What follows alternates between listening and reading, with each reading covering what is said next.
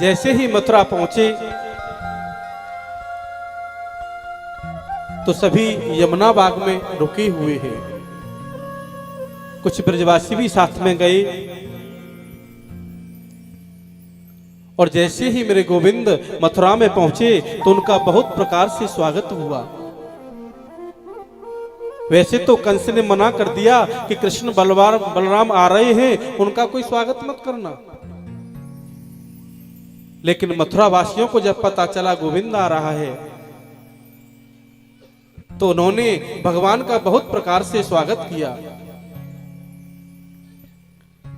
11 वर्ष 55 दिन तक मेरे गोविंद ब्रज में रहे, गोकुल में रहे। आज जैसे ही बाबा के पास में आए, नंद बाबा पहले ही आ चुके थे, तो कृष्ण बलराम कहने लगे कि हम थोड़ा मथुरा घूमना चाहते हैं। तो ब्रजवासियों के साथ में गए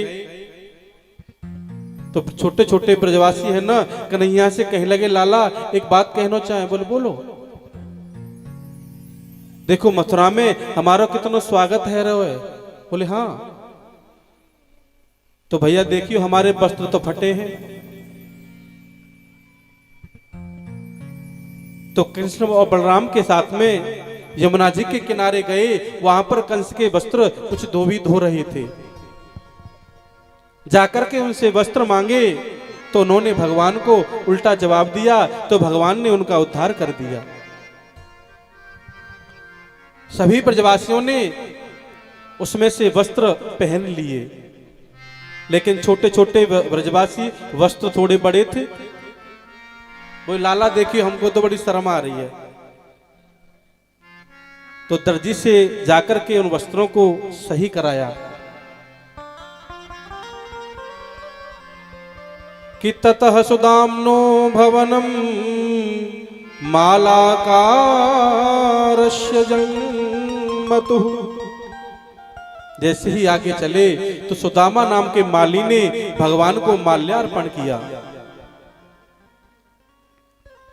आगे राजमार्ग में जब जा रहे थे तो 3 जगह से टेढ़ी हुई त्रिवक्रा उनके सामने आई। वो अपने हाथों से चंदन घिस करके रोज कंस के लिए लेके जाती थी। तो गोविंद ने कहा देवी क्या ये चंदन आप हमें लगा सकती हो? बोले वैसे तो मैं इस चंदन को कंस को ले जाकर के देती हूं। तो भगवान को उसने अपने हाथों से चंदन लगाया तो भगवान ने उसे एक सुंदर बना दिया। और जैसे ही आगे की ओर चले तो कंस ने एक विशाल आयोजन किया हुआ है। अनेक प्रकार के मल्ल वहां पर भगवान को मारने के लिए एकत्रित किए हुए हैं। कंस की बस यही चाहना है कि कृष्ण को कैसे मारा जाए। जैसे ही मेरे गोविंद बलराम जी के साथ में आगे की ओर गए तो कुबलिया पीड़ नाम के हाथी से मरवाना चाहा, भगवान ने उसका भी उद्धार कर दिया। और जैसे ही अंदर की ओर गए तो विशाल एक मंच था, उस पर कंस विराजमान था। मुष्टिक और चारुण बड़े बड़े मल्ल थे और भगवान से वो युद्ध करने लगे। भगवान ने उन दोनों का ही उद्धार कर दिया और तुरंत जाकर के कंस के सिंहासन पर जाकर के खड़े हो गए और कंस के पीछे से केसों को पकड़ लिया। कंस पुकारने लगा, अरे चारुण, अरे मुष्टिक, कहां हो, मुझे बचाओ। कन्हैया कहते हैं अब तुझे बचाने वाला कोई नहीं है। जोर से केसों को पकड़ लिया।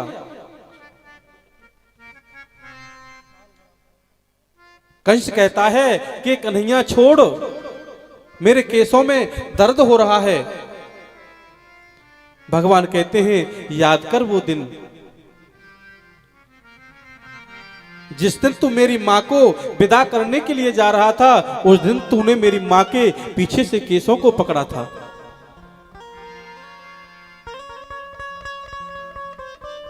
जिस दिन तूने मां के केसों को पकड़ा था, क्या उनको उस दिन दर्द नहीं हुआ होगा? आज मैंने तेरे केसों को पकड़ा है तो आज तुझे लग रहा है कि मुझे दर्द हो रहा है। दूसरे के साथ में जब बीतती है ना तो हमको ज्यादा अच्छा नहीं लगता है, और जब वही स्थिति अपने आप के लिए आती है तब पता चलता है। तो कहते हैं उस दिन को याद कर, तूने मेरी मां के केसों को ऐसे ही पकड़ा था।